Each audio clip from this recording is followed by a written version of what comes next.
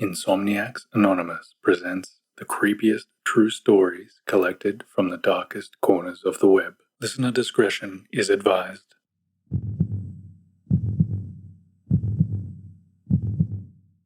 The Storm Watcher. I was home alone on a dark and stormy night. The rain was pounding against the windows, and the wind was howling. I'd always loved a good storm, but tonight, something felt different. I was sitting on my couch, trying to read a book, when I heard something on the roof. At first, I thought it was just the wind, but then I heard it again, scratching as if something was trying to claw its way inside. I tried to tell myself it was just a branch, but my heart was racing. I couldn't shake off the feeling that something was on my roof, something that didn't belong there. I slowly made my way to the door, my heart pounding in my chest.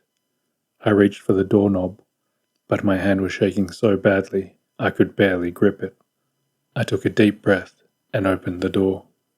The rain was coming down in sheets, and I could barely see through the darkness. I took a step outside, but the wind was so strong it almost knocked me off my feet. I squinted, trying to make out any movement on the roof, but I saw nothing. I was about to go back inside when I heard it again, scratching, coming from the other side of the house. I started to feel like I was trapped in a nightmare. I couldn't shake off the feeling that I wasn't alone. I knew I had to get out of there, but my car was blocked by fallen branches. I was trapped, and I didn't know what to do. Suddenly, I heard someone calling my name. I froze, my heart pounding. I'd never felt so scared in my life. I don't know how long I stood there, but eventually I mustered up the courage to turn around and face my fear. But when I did, there was no one there. The only thing that greeted me was the pouring rain and the howling wind. I never did figure out what was on my roof that night, but I never stayed home alone during a storm again.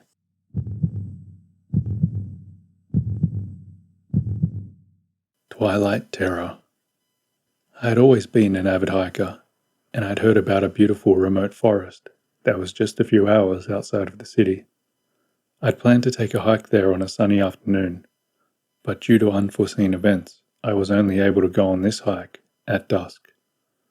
Despite the warnings from friends and park rangers about the dangers of hiking at that time of night, I set out, excited for the adventure.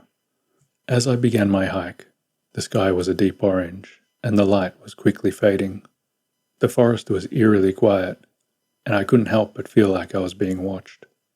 I shook off the feeling and continued on my way. As I got deeper into the forest, the light completely faded, and I found myself in near darkness. I reached for my flashlight, but it was dead. I'd forgotten to replace the batteries. I tried to retrace my steps, but everything looked different in the dark. I was lost. I heard a rustling in the bushes and I froze. It could have been an animal, but something about the sound sent shivers down my spine. I quickly realized that I was no longer alone. I could hear footsteps behind me, getting closer and closer. My heart was pounding in my chest, and I knew I needed to find shelter or a way out of the forest as soon as possible. But it was too late. A figure jumped out from behind a tree, and I could make out the silhouette of a tall, thin man with long hair. His face was obscured by shadows, but I could see the glint of his eyes. They were completely black. I tried to run, but he was too fast. He was on me in seconds. I felt his cold hand on my shoulder, and I heard him whisper in my ear, "Stay with me forever." And then everything went black. When I woke up, I was lying on the ground in the middle of the forest. The sun was shining. It was a new day. I had no memory of what happened after the figure appeared, but I knew I had to get out of the forest as soon as possible. I managed to find my way back to the trailhead and drove straight home, but I couldn't shake the feeling that something had followed me out of the forest. Even though I never went back, I always have that night etched in my mind, and I'll never hike alone in remote areas, ever again.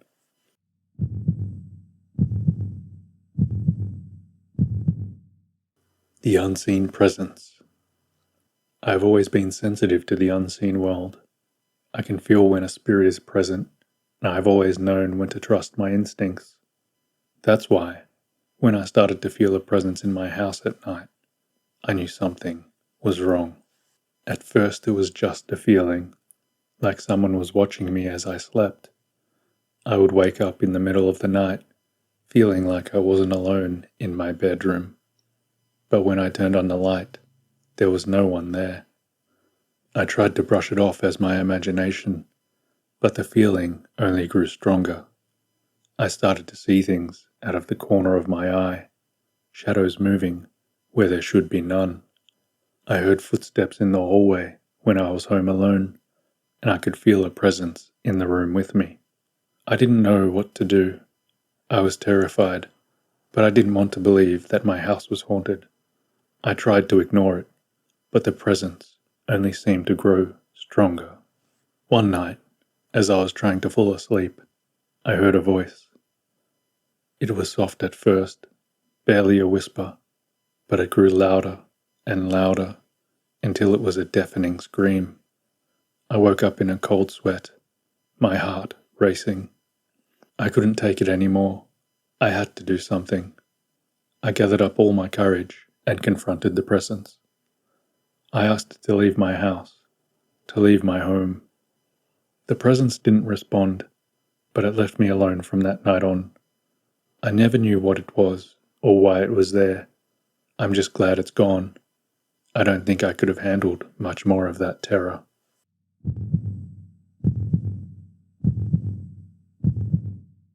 Eternally yours. I couldn't believe it when Michael asked me to go to the abandoned asylum on our first date. I'd heard the rumors about it being haunted. I figured he was just trying to be adventurous. Little did I know, things were about to take a turn for the worse. As we walked through the crumbling halls, I couldn't shake the feeling of being watched. Michael laughed it off, but I couldn't get over it. Something was off. We entered the basement, and that's when things got really weird. In the corner of the room, there was a figure sitting in the shadows. It was a young woman with long dark hair and piercing green eyes. She smiled at us, and in that moment, I felt like I had to go towards her. I couldn't explain it, but I had to get closer. As we got closer, we saw that her eyes were now completely black, and her smile was wide and unsettling. She said her name was Sarah, and that she was a patient in the asylum many years ago. She explained how she'd always felt alone, and she'd made a deal with a mysterious figure to earn eternal companionship. But there was a catch. She had to lure others to join her in the asylum, and she'd keep them there forever. I tried to run, but I couldn't move. I was frozen in place, completely terrified as Sarah's laughter filled the room. And then, without warning, Michael disappeared, and I was set free. The police searched the asylum, but they never found any sign of Michael. Some say that Sarah's spirit still haunts the asylum, luring unsuspecting teens to their doom. Others say that Sarah was never a patient, but is a malevolent entity that has always been there, waiting for her next victim to fall into her lap.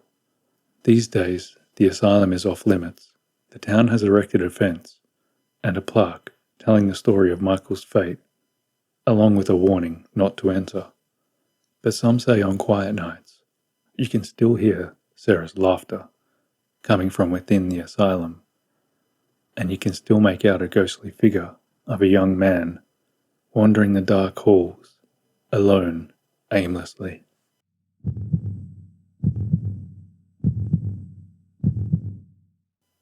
Shadowed. I'd been living in New York City for a little over a year when I first started noticing him. At first I thought it was just someone I'd seen around my neighborhood, but then I started noticing him everywhere I went. The grocery store, the subway, even outside my building. I tried to brush it off, telling myself that it was just coincidence. But as the sightings continued, I couldn't shake the feeling that I was being watched. That's when I started paying attention to his appearance. I noticed that he always wore a black hoodie and a baseball cap. I figured he was trying to conceal his identity. One evening, as I was walking home alone from work, I heard footsteps behind me. I turned around and saw him, about a block away, following me. I picked up my pace, but he did too. My heart was racing, and I realized this was no coincidence. This man was hunting me. I decided to take a different route home, but he was still there, always a few steps behind. I started to panic and pulled out my phone to call the police. But when I looked around, he was gone. I made it home safely, but couldn't shake the feeling of being followed. I started to take precautions, like making sure to always have my phone charged and avoid walking home alone at night. But even so, the sightings continued.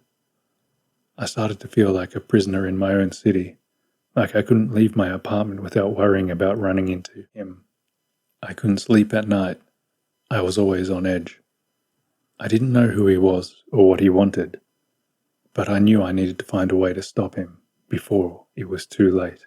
I tried to go to the police, but they told me there was nothing they could do without concrete evidence. So I took matters into my own hands. I started taking pictures of him and documenting my sightings, just in case.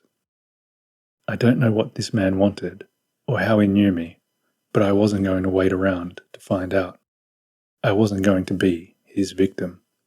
I would protect myself, and I'd make sure he was caught before he could hurt me or anyone else. The stalking continued on for a few more days, but then he was apprehended by the police. It turned out to be a previous colleague of mine who'd been stalking me due to some unresolved personal issues. But those days where I felt like the prey, and he was the hunter, had made me paranoid and stressed. It's taken a long time to get over that fear and trauma.